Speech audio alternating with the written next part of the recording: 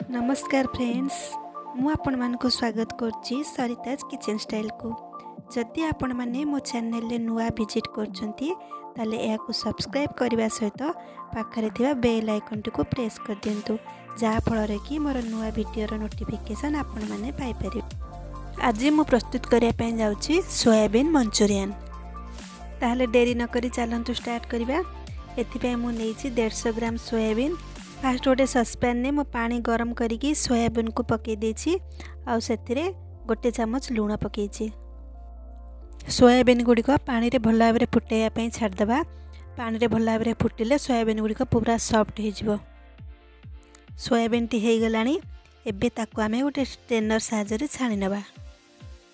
देखंतु eighty soybean Gudi को पानी रे गरम पानी रे पकेला परे तार साइज मध्य बड़ हो जाइछि। एबे आमे गोटे बाउल रे छाणी के रखिथिबा सोयाबीन गुड़ी को नै जिबा। सेथिरे 3 चम्मच कॉर्नफ्लोर पकेबा, गोटे चम्मच मैदा पकेबा, काश्मीर लंका गुंड गोटे चम्मच पकेबा, स्वाद अनुसार लूण पकेबा, अदा रसुण पेस्ट गोटे चम्मच पकेबा, गोटे चम्मच सोया सॉस पकेबा, रिफाइन तेल गोटे चम्मच पकेबा, गोटे चम्मच गोलमरिच गुंड पकेबा। एतिर अल्प टिके पानी देकी आको भल भाव में गोले नबा।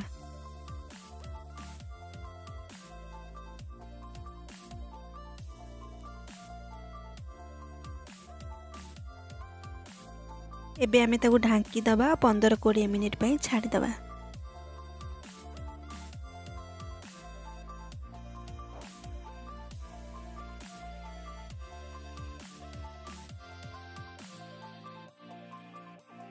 कोड़े मिनिट पाखापाखि हो गलानी। एबे आमे कभरटी को बाहर करनबा। एठी गोटे पैन रे मु तेल गरम करनी छी। एबे आमे सोयाबीन गुड़ी को पकेबा। सोयाबीन गुड़ी को पकेला बेले आमे गोटी गोटी करके पकेबा। एका संगे रे पके देले लागी जिवो। एबे आमे ताको तेल रे फ्राई करनबा। देखंतु सोयाबीन गुड़ी को एबे हो गलानी। एबे मु ताको गोटे प्लेट को छाणी नै छी। एबे गोटे पैन में मु 3 चम्मच सोरिष तेल नहीं। तेल टिके गरम होला परे मु 5-6 पाकुड़ा रसुण काटी रखी छोट छोट करी ताको पके दबा। कैप्सिकम को छोट छोट करी काटी रखी ताको सेथिरे पकेकी टिके फ्राई करनबा। कैप्सिकम टिके फ्राई होला परे हमें कटा प्याज को पके दबा। 2टा कंचा लंका को मु 2 फाळ करके रखी ताको पके दबा। हाफ चम्मच लूण पकेबा। लूण पकेले पियाजटी शीघ्र लाल हो जाए। से स्प्रिंग ओनियन को मु काटिकी रखी ताको पके दबा आउ फ्राई करनबा। आमे एथिरे 3 चम्मच टमाटो सॉस पकेबा।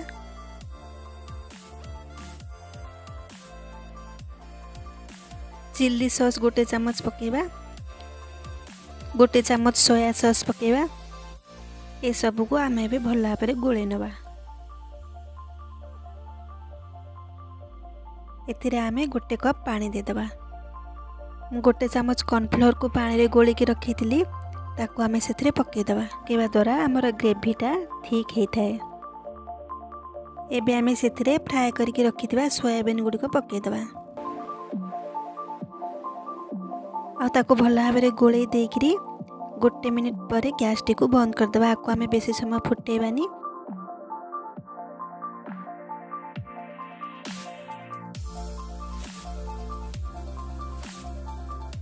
एबे हमर प्रस्तुत हो गला सोयाबीन मंचूरियन।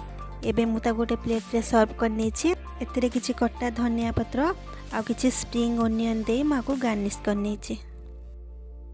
ए रेसिपी टी को आपण घरे निश्चित भाव में ट्राए करंतु आ मते कमेंट करके कहिबे केमती लागिला। पुणी देखा हबो गोटे नेक्स्ट रेसिपी रे।